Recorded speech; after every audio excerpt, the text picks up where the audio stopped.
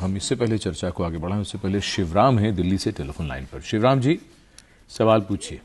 मेरे को दिक्कत ये है कि मैं रात में सोते समय खर्राटे लेता हूँ बहुत ज्यादा। अच्छा, तो इसलिए मैं चाहता हूँ, इसके लिए क्या करूँ मैं? जी, खर्राटे की समस्या आप में से कौन?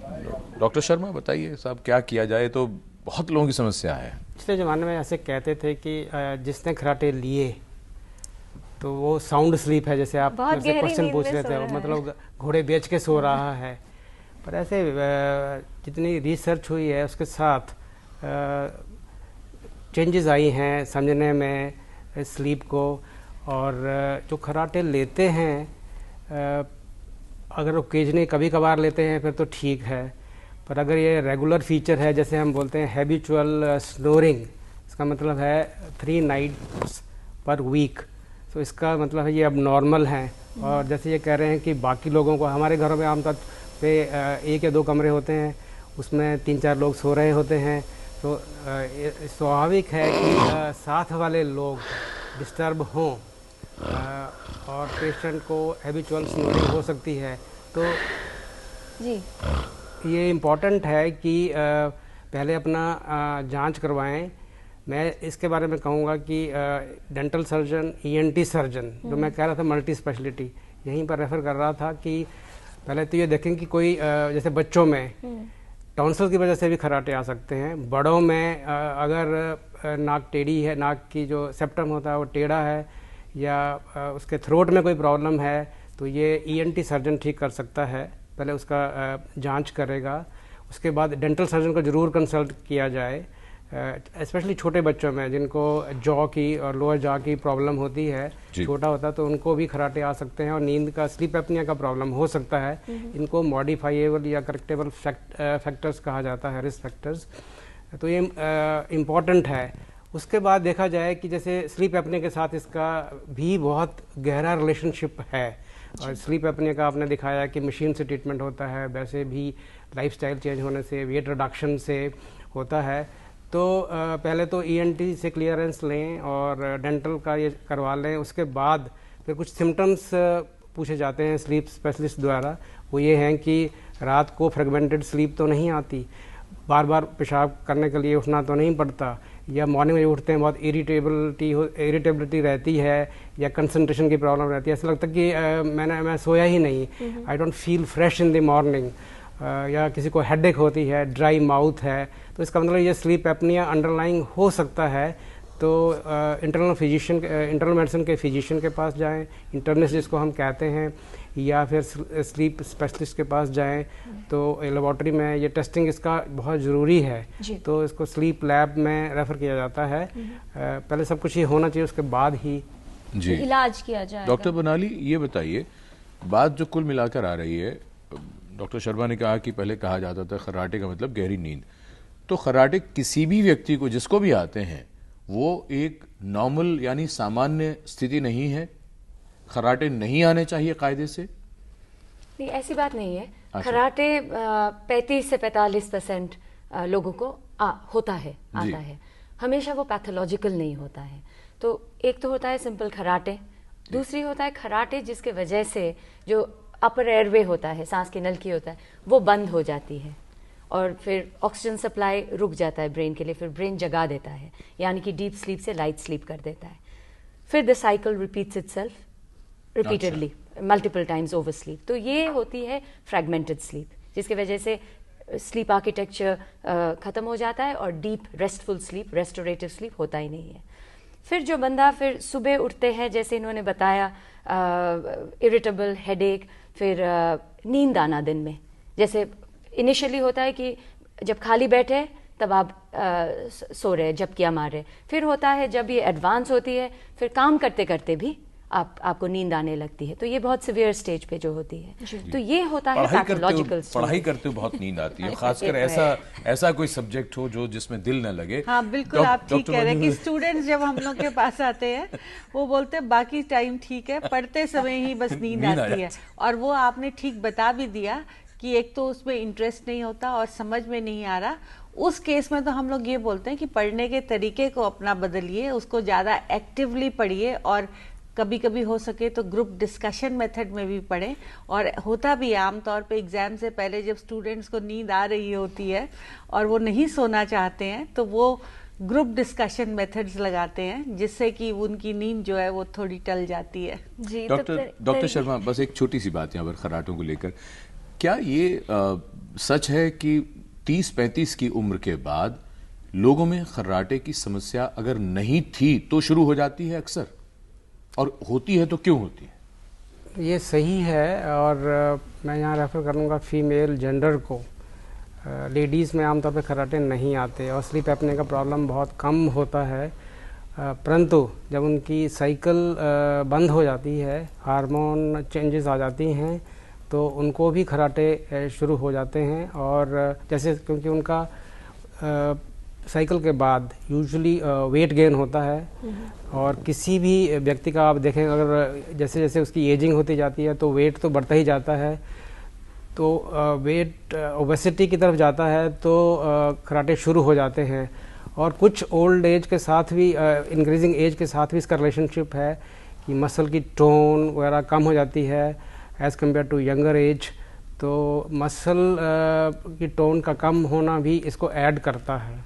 जी डॉक्टर बर्नाली दत्ता, फीमेल्स की अगर बात करें, कौन सी आप समस्याएं बताना चाहेंगी स्नोरिंग के अलावा जो महिलाओं में होती है, और ख़ास तौर पर जब प्रेगनेंसी के दौरान इस तरह की समस्या बढ़ती है तो जो आपका ट्रीटमेंट का तरीका है या जो प्रोसीजर है, क्या वो सेम रहता है या उसमें भी कुछ फ़र्क आता है? महिलाओं में जो स्लीप रिलेटेड प्रॉब्लम है, इंसोम्निया की, नींद नहीं आने की, ये महिलाओं में ज़्यादा देखा गया है, क्योंकि जो एंग्जाइटी, चिंताएं, तनाव वगैरह उनमें ज़्यादा, बिकॉज हाउस होल्ड रन करते हैं तो उनको ज़्यादा टेंशन लेना पड़ता है उस मामले में। ऑब्वियसली मैन में भी होता है वर्क रिलेटेड, बट तो महिलाओं में मोस्ट कॉमनली इसी से देखा जाता है कि इंसोम्निया की प्रॉब्लम होती है। अब प्रेगनेंसी में वो एक फिजिकल प्रॉब्लम है बिकॉज ऑफ द प्रेशर, पेट में जो प्रेशर होता है, फिर उसके वजह से फिर चेस्ट, छाती पे प्रेशर होती है, फिर and plus because of the hormones and overall जो हेल्थ स्टेटस होता है, तो उसके लिए नींद में प्रॉब्लम हो सकती है ना। उसका कोई इट्स अ टेम्पररी सिचुएशन, तो उसके लिए सिर्फ स्लीप पोजीशन चेंज करना, पिलोज यूज़ करना, सपोर्टिंग द एब्डोमेन, ऐसे सिंपल इंस्ट्रक्शंस ही दिया जाता है, नॉट मेडिकेशन और एनीथिंग लाइक तो डिलीवरी के बाद अगर समस्या है तो ठीक हो जाए, यूजुअली ठीक हो जाना चाहिए बिकॉज इट्स अ टेम्पररी। नींद ना आना, डॉक्टर मंजू, प्रभाव हमने ये तो जाना कि किस तरह के फिजिकल उसके इफेक्ट्स होते हैं और ख़ास तौर पर एक अलर्टनेस को लेकर बात आई थी, लेकिन अगर बच्चों की बात करें और बड़ों की भी बात करें तो क्या अगर काफ़ी समय तक नींद नहीं आ रही तो परफॉर्मेंस क्या है, IQ लेवल क्या है, मेमोरी क्या है, इस तरह के कौन से आप प्रभाव बताना चाहेंगे जो वाकई में उसका असर होता है?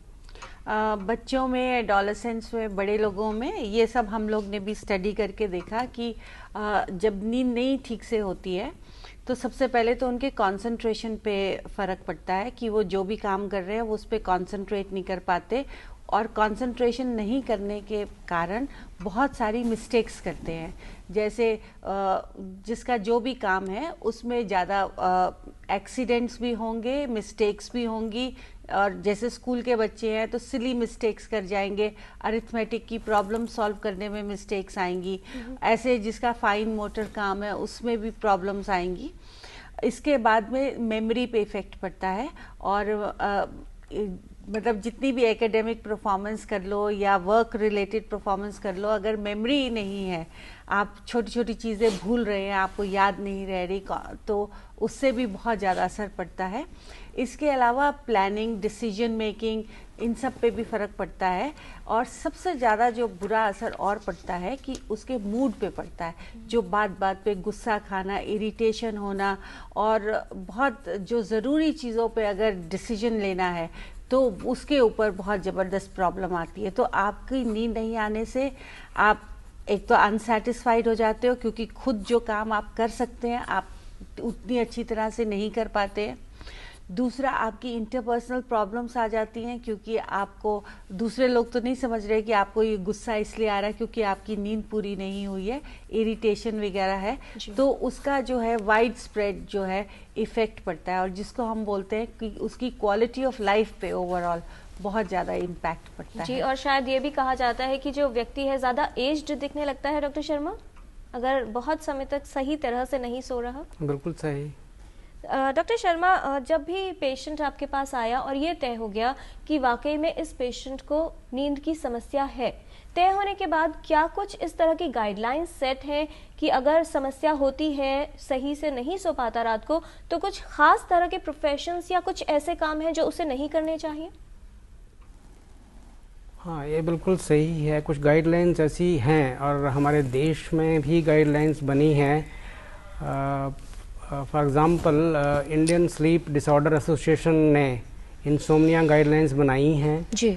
और ministry of health and family welfare government of India ने भी इसमें एक इनिशिएटिव लिया है। फिक्की के थ्रू उन्होंने गाइडलाइंस बनाई हैं स्लीप पे। और Indian council of medical research, department of health and research, ministry of health and family welfare के साथ इन्होंने एक और एम्स में गाइडलाइंस बनी थी जिसमें नेशनल एक्सपर्ट्स को बुलाया गया था।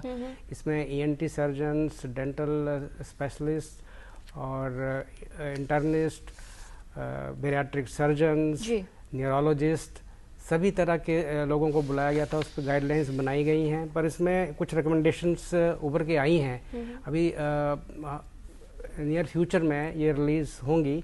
पर इम्पॉर्टेंट चीज़, जैसे आपने क्वेश्चन किया है कि जैसे कुछ प्रोफेशंस हैं, जैसे पायलट्स हैं, इनके रिक्रूटमेंट टाइम पे और एनुअली आल्सो इनका चेकअप होना चाहिए कि इनको स्लीप एपनिया तो नहीं है, because so many lifes are at risk. और जो रेलवे में इन्वॉल्व हैं ड्राइवर्स, बस ड्राइवर्स और भी, क्योंकि स्लीप एपनिया की वजह से उनको डे टाइम स्लीपीनेस होती है और उनकी झपकी लग सकती है और ये खतरनाक हो सकती है बाकी पैसेंजर्स के लिए। जी, और इस समय हमारे साथ फोन लाइन पर मौजूद हैं विवेक सोनकर जी लखनऊ से। विवेक जी, आपका स्वागत, सवाल पूछिए। मैम, मेरा एक प्रश्न है कि ज्यादा कॉमन बात तो ये होती है कि सबको नींद नहीं आती है, ज्यादा लोगों को नींद नहीं आती, लेकिन मेरे घर में मेरी मदर को ये दिक्कत है कि उनको नींद ज्यादा आती है। और वो काम करते वक्त या कोई जैसे कोई घर पे खाने बना रही हो तो वो किचन में ही सोने लगे, कोई काम कर रही हो, कोई अगर चावल बन रही है या कोई अनाज बन रही है। विवेक जी, रात को ठीक से सोते हैं, उसके बावजूद भी नींद ज्यादा आती है? एक्चुअली उनका टाइमिंग ये है कि रात को 1-2 बजे सोती है और सुबह 6 बजे तक सो जाती है। जी, डॉक्टर शर्मा, रात को देर से सोते हैं और दिन भर नींद आती रहती है और इनको लगता है नींद ज्यादा भी आ रही है, क्या करना चाहिए इनके बारे में? जैसे मैंने बोला, एक्चुअली जो ये कह रहे हैं कि नींद ड्यूरेशन अगर सही है तो स्लीप इनका डायरी इनको बनानी चाहिए और चेकअप करना चाहिए। और दूसरा, एक्चुअली अगर डे टाइम स्लीपीनेस है तो ये किस ऑक्यूपेशन में इन्वॉल्व हैं और इससे इनको अपने आप को खतरा तो नहीं, जैसे इंडस्ट्री में है तो ये अपने आप को हर्ट भी कर सकते हैं या कुछ। क्या करें ये एक्चुअली इनको स्लीप स्पेशलिस्ट को कंसल्ट करना चाहिए। और हो सकता है कुछ स्ट्रेस, जैसे हमने डिस्कस किया, स्ट्रेस हो या फिर इनको स्लीप हाइजीन की के बारे में कुछ ज्ञान दिया जाए, या फिर इनको शॉर्ट टर्म के लिए स्लीपिंग पिल्स भी दी जा सकती हैं। तो उस तरह का एडवाइस लें। और डे टाइम स्लीपीनेस के लिए इवैल्यूएशन के लिए स्लीप लैब की स्टडी भी होनी चाहिए। जी।